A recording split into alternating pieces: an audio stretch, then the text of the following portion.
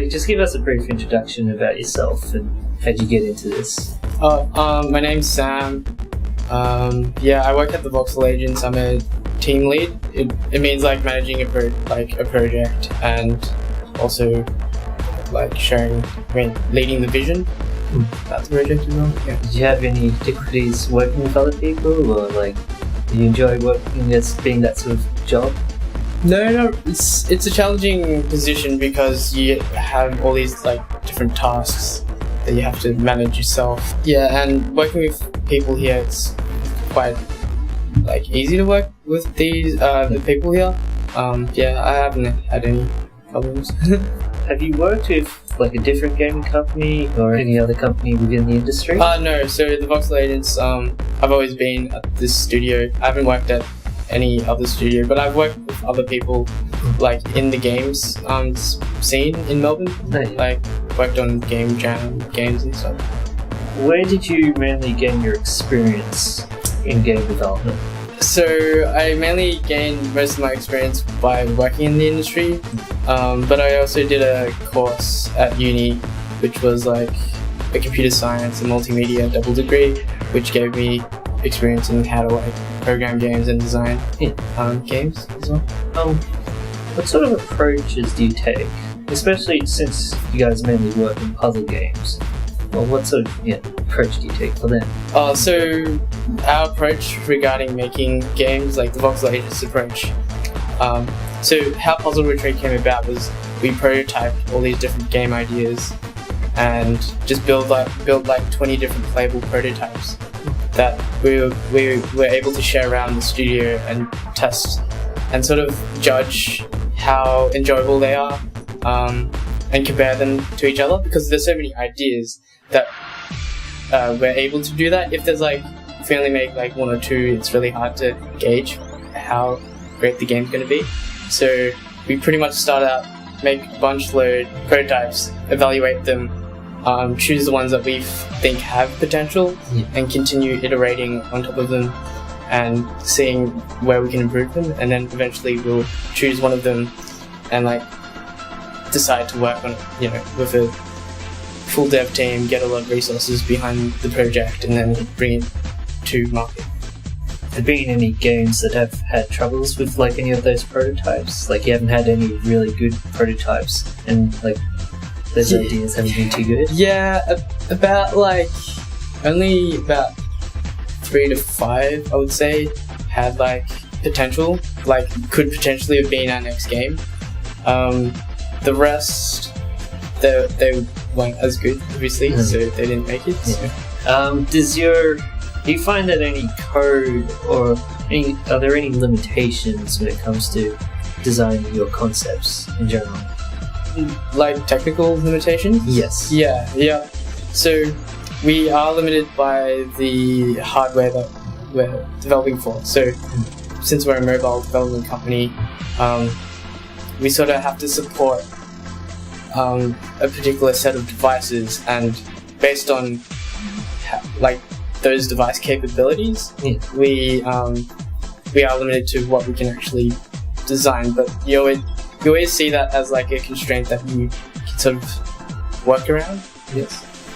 When coming up with game designs, do you mainly consider what's currently more mainstream and what is more unique, or is it a mixture of both? It's definitely a mixture of both.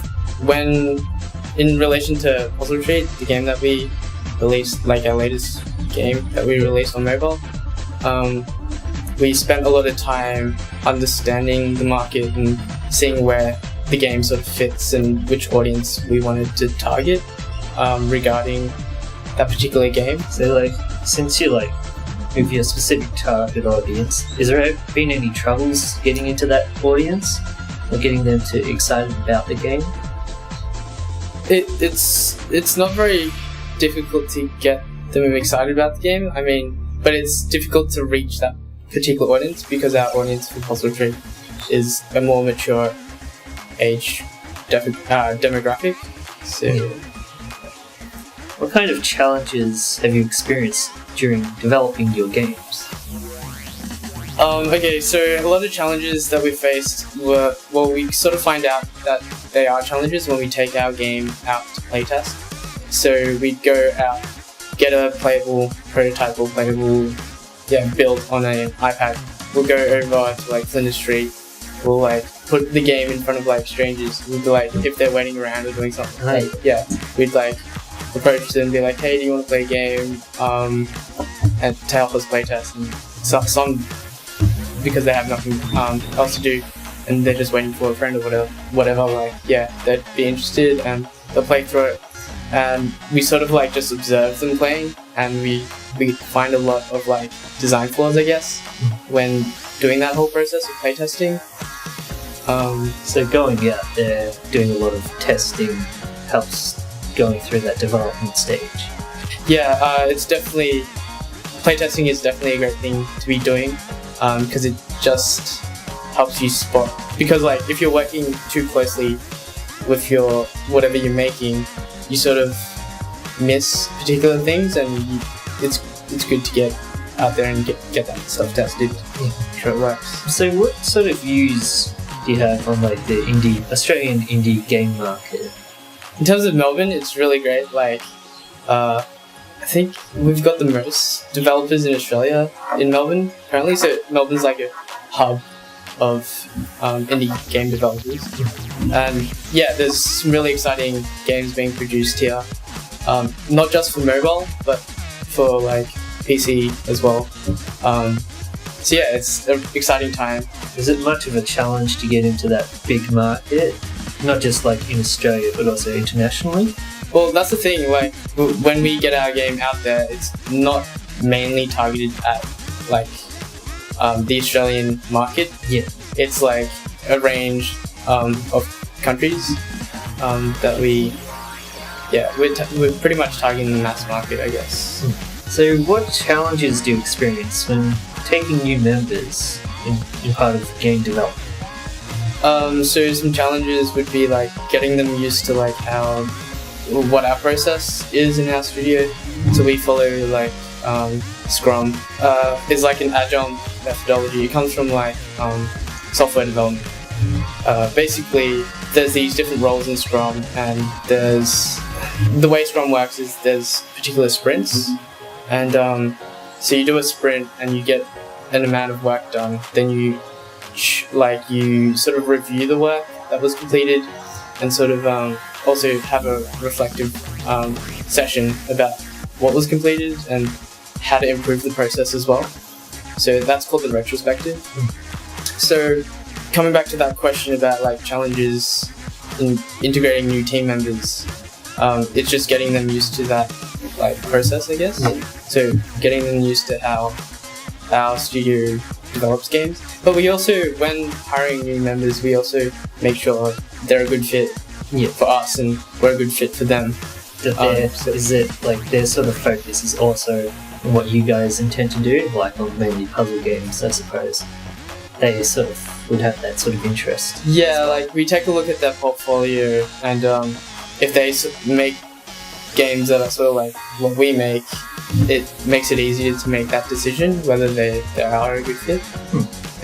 What's your advice on how a designer should turn their ideas into a game? So the best advice I could give to a budding designer who wants to turn their idea into a game would be to pretty much like learn how to code. Like it helps a lot if you're a designer. Learn how to program, learn how to make your own ideas come to life, rather. Like there's designers out there that are sort of limited if they don't have that code background. So they sort of like they sort of have to rely on someone else to make it for them. Whereas if they have that ability, they can just pretty much execute their idea on their own. Well, that's all our questions here. And so thank you very much for doing this with us. No worries. I hope you guys do well later in the future. Alright, thank you very much.